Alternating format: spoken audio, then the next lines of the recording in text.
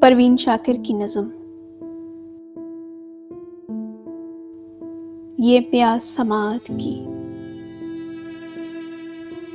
حلقوم سماعت میں اگائے ہیں اب کانٹے، آواز کا ایک قطرہ لیکن نہیں مل پاتا۔ شبنم تیرے لہجے کی کس بن میں اترتی ہے،